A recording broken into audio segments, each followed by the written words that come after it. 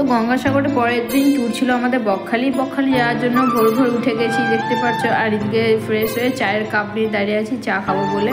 আমি কিন্তু লিকার চা খাই, এদিকে সব রকম ব্যবস্থা আছে, যে কফি খাবে কফি, চা, মানে আমি তো লিকার চাই খাই, তো লিকার চাই খেলাম। আর এইদিকে দেখতে পাচ্ছ কত অন্ধকার, দেখো বন্ধুরা কত অন্ধকার। আমরা কিন্তু আমাদের বাস ছাড়বে 4:30টার সময়, তো 4:30টার সময় আমরা ওখানে গিয়ে দেখা হবে আবার তোমাদের সাথে। তো সে করতে করতে তো পৌঁছে গেলাম। এখন বাজে প্রায় তোমার 9টা 9:30 এরকম হবে। আর বাস থেকে নেবেই কিন্তু আমরা আবার খেতে বসে গেছি। আমাদের টিফিন রেডি হয়ে গিয়েছিলো খুব তাড়াতাড়ি। তো দেখতেই পাচ্ছেন এখানে নান, ছোলা বটর, চাটনি, আমাদের টিফিন খাওয়া হয়ে গেলে কিন্তু আমরা বেরোবো স্নান করতে, প্রচুর এনজয় হবে। তো টিফিন খাওয়া প্রায় শেষ হয়ে গেছে। আমি দেখতে পাচ্ছি রেডি সেডি হয়ে আমরা বেরিয়ে পড়েছি স্নান করার উদ্দেশ্যে। তো চলো আমরা ওখানে গিয়ে দেখা হবে। তো আমরা তখন হাঁটছিলাম আর এদিকে শিল্পা ছিল, মানে আমার দিদি। এদিকে দেখতে পাচ্ছ ওইখানে আমাদের জল, এখন আমাদেরকে অতটা হেঁটে হেঁটে যেতে হবে। আর এদিকে দেখতে পাচ্ছ নয় তো প্রচুর এক্সাইটেড স্নান করার জন্য, ও তো একদম আগে আগে যাচ্ছে। তারপরে আছে যাইবু, এই দিদি আর আমি পাশাপাশি যাচ্ছি। আর এদিকে দিদি দেখো মানে এত মজা, মানে এত এক্সাইটেড স্নান করার জন্য, প্রচণ্ড এনজয় করছিল ও, এদিকে ছোটাছুটি করছিল। তো আমি একটা আমার ভিডিও নিয়ে নিলাম যে আমিও এনজয় করছি। যাই হোক বাবু দেখতে পাচ্ছ এখানে কত ডান্স করছে, একদম প্রচুর এনজয়। দেখতে পাচ্ছি যে যার মতো সানগ্লাস নিয়ে নিয়েছে, দিদি, যাইবু, নানাই, আমি। আর এদিকে দেখো দাদার বৌদি কিন্তু বসে বসে বালি খুঁড়ছিল। তো চলো আমার নানাই দেখো অনেক সুন্দর ঝাঁপ মারছে, তো দেবো ও তো কিন্তু প্রচণ্ড এনজয় করছে।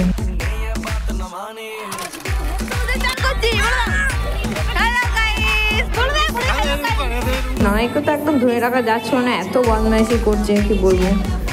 তো চলো তাতে আমাদের স্নান করে বেরিয়ে যেতে হবে, কারণ আমরা আবার এক জায়গায় যাব ঘুরতে। তো জল তো খুব ভালোই, মানে জল থেকে ওঠার তো কোনো বেলাই নেই আমাদের। আর দিদি আর আমি তো খুব স্নান করলাম, খুব ভালোই লাগলো। তো আমাদের এখন তাড়াতাড়ি স্নান করে বেরিয়ে যেতে হবে, একটু খাওয়া দাওয়া করে আবার আমরা বেরিয়ে যাব বকখালি। আরও যেগুলো মানে দেখার জায়গা আছে ভালো, তো ওইগুলো দেখতে যাব, তার জন্য তাড়াতাড়ি করে যেতে হবে। আর আমার স্নান করা প্রায় কমপ্লিট। তো চলো দেখা হচ্ছে আবার বকখালি আশেপাশে যে স্পটগুলো ওখানে দেখা হবে। তো চলো আমি একটা ফটো তুলে নিলাম। তো আমরা তাড়াতাড়ি বাড়ি গিয়ে মানে তাড়াতাড়ি ফ্রেশ হয়ে আমরা দেখতে পাচ্ছি আমরা খেতে বসে গেছি। একটু করে খেয়ে দিয়ে একটু রেস্ট নিয়েছি, রেস্ট নেওয়ার পর আবার রেডি হয়ে আবার আমরা বেরিয়ে পড়লাম হেনরি আইল্যান্ডে। তো এই যে চারিধারে যে গাছগুলো আছে এগুলোকে বলছে সুন্দরী গাছ। তো আমি তো এই কোথাও গেলাম, আমি ঠিক বলতে পারবো না কোথায় কি জায়গা কি নাম, তাও মানে জেনে শুনে যেটুকু বললাম আর কি। কারণ এইখানে তো আমি প্রথম, তোমরা কে কে এসছো এটা অবশ্যই বলো। আর এটা আমি তো ভাবলাম অনেক কিছুই আছে হয়তো, কিন্তু ওখানে গিয়ে দেখছি একটা ফটো তোলার জন্য একটা পার্সেল গাছ আছে, আর ওদিকে কিন্তু সমুদ্র।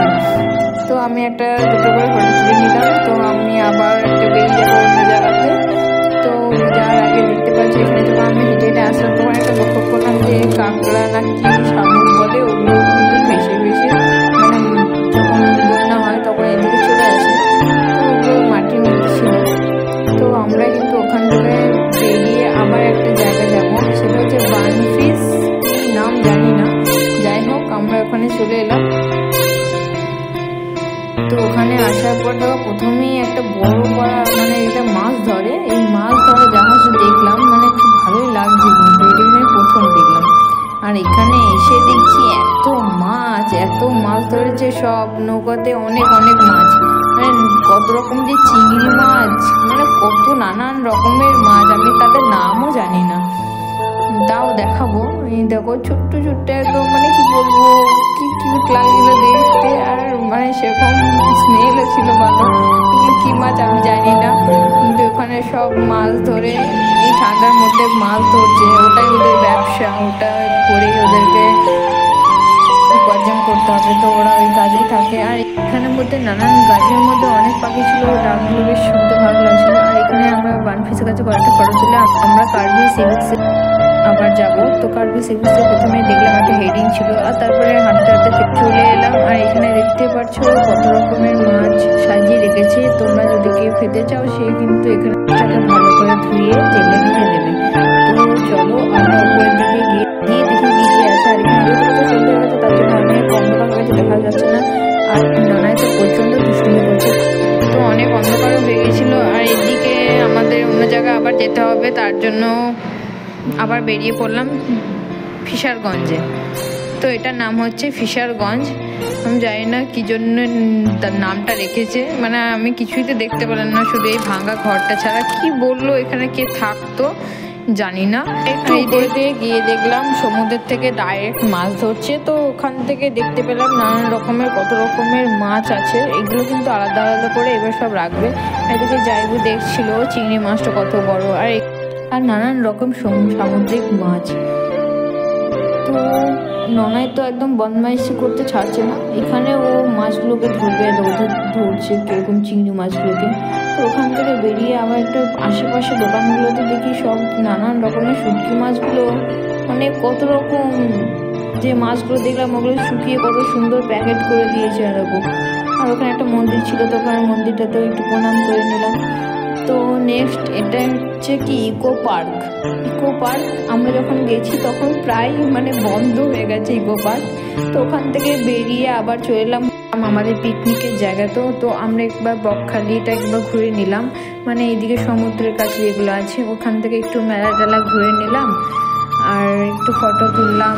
ননাই দেখো বেলুন ফাটাচ্ছে, নানান রকম একটু ঘুরে নিলাম। তারপর আমাদের কিন্তু তাড়াতাড়ি খাওয়া দাওয়া